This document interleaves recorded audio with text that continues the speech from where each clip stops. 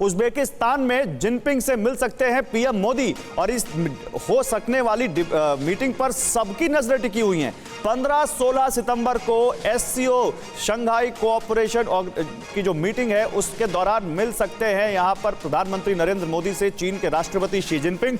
संभावित मीटिंग से पहले दोनों पॉइंट पर पूरा डिसएंगेजमेंट हो जाना है। 12 सितंबर तक पूरा डिसएंगेजमेंट करना होगा। डिसएंगेजमेंट के हर स्टेप को वेरीफाई किया जाएगा। लेकिन सवाल यह है कि डिसएंगेजमेंट एक बहुत छोटे से इलाके में हो रहा है, लेकिन यह भी नहीं कह सकते कि ये कोई इसकी इंपॉर्टेंस कम है। कम से कम बर्फ पिघली तो है। कम से कम 16वें दौर की बातचीत के बाद ही सही भारत और चीन के बीच तनाव कम होता दिख तो रहा है।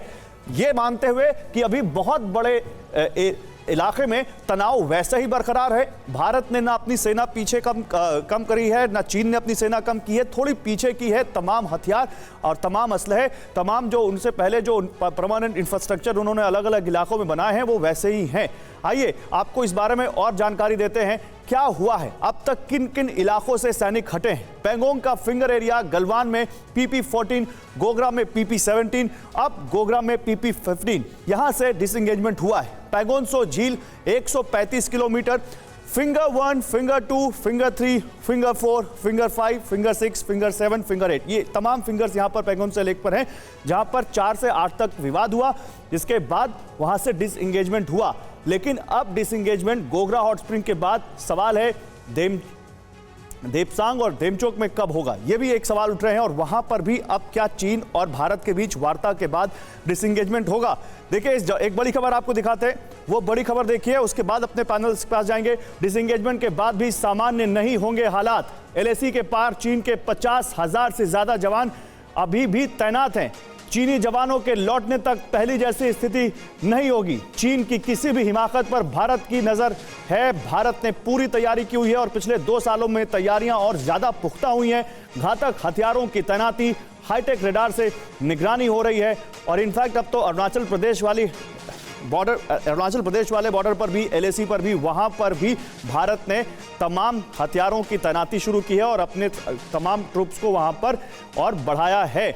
सुमित, जहां मैं आपके पास आऊंगा, सुमित, ये जो हो रहा है इस पर तो सबकी नजरें हैं कि यहां पर किस तरह से भारत और चीन के बीच एक बर्फ पिघलती हुई दिखी है। लेकिन मैं फिर से जानना चाहूंगा, उज्बेकिस्तान में वो जो एक मीटिंग हो सकती है 15 और 16 सितंबर को भारत और चीन के स्टेट हेड्स के बीच, उस पर क्या आपको उम्मीदें हैं कि पहली बात तो ये मीटिंग अभी कोई कंफर्मेशन नहीं है, लेकिन कितनी उम्मीदें हैं होने की, और क्या उसी के लिए ये एक प्लेटफॉर्म सेट किया जा रहा है चीन की तरफ से? इसमें 2-3 बातें मैं कहना चाहूँगा। ये शंघाई कोऑपरेशन ऑर्गेनाइजेशन की जो मीटिंग होने वाली है, ये याद रखिए कि शी जिनपिंग से मुलाकात प्रधानमंत्री मोदी की हो या न हो, होने की संभावना ज़्यादा है। लेकिन एक बात ये भी याद रखिए कि वहाँ पर रसिया भी रहेगा, भारत, चीन और बाकी अन्य सेंट्रल एशिया के देश रहेंगे। दूसरी बात, इसी के परिप्रेक्ष्य में ये देखिए कि चीन कहीं ना कहीं ये एक डिप्लोमेटिक इंडिकेशन देने की प्रयास कर रहा है कि चलिए बातचीत करते हैं, हम थोड़ा सा पीछे हटते हैं, बातचीत करके जो मुद्दा है उसको सुलझाइए। इसका एक और पृष्ठभूमि है। अभी यूरोपियन कंट्रीज के विजिट पर जब हमारे विदेश मंत्री थे तो उन्होंने कहा कि भारत सक्षम है अपनी समस्या को पड़ोसी देशों के साथ सुलझाने के लिए, खासकर चीन के संदर्भ में। अब चीन के पास ये मौका है कि जब यहाँ पर एक डीएस्केलेशन की बात हुई है, डिसइंटीग्रेशन की बात हुई है, नई डिसइंटीग्रेशन की, तो अब ऐसा लग रहा है कि वो चीन कह रहा है, जैसा कि ग्लोबल टाइम्स ने इस बात को कहा है कि 2 एशिया पावर्स जो है वो अपनी समस्या को बायलैटरली रिजॉल्व करने के लिए सक्षम है और ऐसा ही कर रहा है। और ये स्थिति बहुत ही अच्छी है चीन के दृष्टिकोण से। भारत के विदेश नीति और सुरक्षा नीति में जो मूलभूत परिवर्तन हुआ है, ये पिछले 73-74 साल में चीन के विरुद्ध में ये है कि हम ये मान के चलते हैं, सबसे बड़ा हमारा विश्वास ये है कि चीन हमको धोखा देने के लिए तैयार है। और यही कारण है कि जब आप ये कहते हैं कि आर्मी के जो चीफ है वहाँ पर लद्दाख में है, उस रीजन में है, तो ये इस बात को सुनिश्चित करता है कि जब डीएस्केलेशन चल रहा है तो इस बात को सुनिश्चित कर दिया जाए कि आने वाले समय में इस बात को इसलिए पूछ रहा हूं क्योंकि एम्बेसडर प्रकाश जो हमारे साथ है उन्होंने इस बात का जिक्र किया था। सर, मैं एक बार फिर से आपके पास आता हूं। सर, मैं फिर से वही सवाल लेना चाहता हूं कि अगर ये चीन की चालबाजी है तो चीन क्या यहां पर एक प्लेटफॉर्म सेट कर रहा है ताकि भारत के प्रधानमंत्री से चीन के राष्ट्रपति की मुलाकात हो पाए, और इसलिए डिसएंगेजमेंट 16वें दौर की बातचीत, सर 16 दौर तक चीन नहीं माना और अचानक जब उज्बेकिस्तान में बातचीत हो सकती है तभी वो डिसएंगेजमेंट पर राजी हो गया? देखिए ये चीन के बारे में और पाकिस्तान के बारे में खासतौर पे कहा जाता है कि ये कहते क्या हैं उस पे नहीं जाना चाहिए, ये करते क्या हैं उस पे जाना चाहिए, क्योंकि इनकी कथनी और करनी में बहुत फर्क है। ये जो है सब अस्थाई है। जो चीन की पॉलिसी है उसमें कोई फर्क नहीं पड़ा है ओवरऑल पॉलिसी में, वो हमारे विरुद्ध है। और ये टेक्टिकल मूव्स हैं, क्योंकि अब शी जिनपिंग जा रहे हैं चाइना, वो समरकंद जा रहे हैं।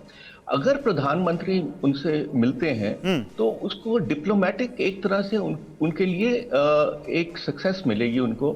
और आप थोड़े ऑप्टिक्स देखिए गौरव जी, ऑप्टिक्स बहुत जरूरी हैं कि अगर ये तो राजा है, अपने आप को एम्परर कहते हैं शी जिनपिंग, तो ये तो मीटिंग मांगेंगे नहीं, हम मीटिंग मांगेंगे तभी मीटिंग होगी, और हमारे प्रधानमंत्री इनको मिलने जाएंगे तो ये सब कुछ दिखाएंगे, ये सब कुछ प्रोजेक्ट करेंगे कि हमारी कमजोरी है। मैं इस कतई इस हक में नहीं हूं कि जो मेरा मानना है कि ये मीटिंग होनी चाहिए।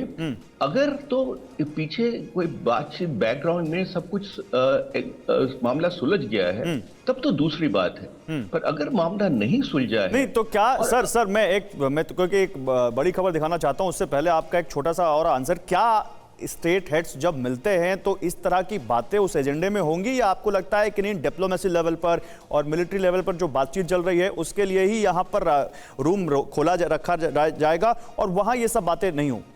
नहीं जी, स्टेट हेड्स कोई नेगोशिएशन नहीं करते हैं, कतई नहीं करते हैं। हाँ। इसीलिए मैंने कहा कि ये पहले ही, अगर तो हमको पता नहीं है कि बैकग्राउंड में क्या हो रहा है। हाँ। अगर तो बैकग्राउंड में मिलिट्री लेवल पे, डिप्लोमेटिक लेवल पे कुछ तय हो गया है तो बड़ी खुशी से।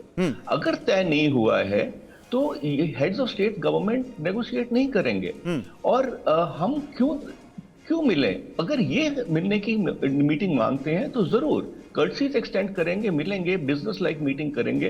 पर हम बिल्कुल नहीं चाहते हैं कि ऐसी पिक्चर्स आए कि हमारे प्रधानमंत्री और शी जिनपिंग हंस रहे हैं, बातचीत कर रहे हैं, जबकि ये चीन हमारी बॉर्डर पे बैठा हुआ है। ठीक है, मतलब वो आए, वो हमारे ऊपर अपनी दादागिरी दिखाएं और फिर वही हमसे कहे कि आके हमसे बात करो, तो हम क्यों बात करेंगे? बजाय उसके हम उनको आईना दिखाएंगे और दिखाएंगे कि आज का भारत है जो अपनी ताकत के जरिए तुमको जवाब दे सकता है, और भारत ने एलएसी पर करके दिखाया है, मिरर डिप्लॉयमेंट कर चीन की आंख में आंख डालकर, और शायद आज यही है जब चीन पीछे हटने को तैयार है।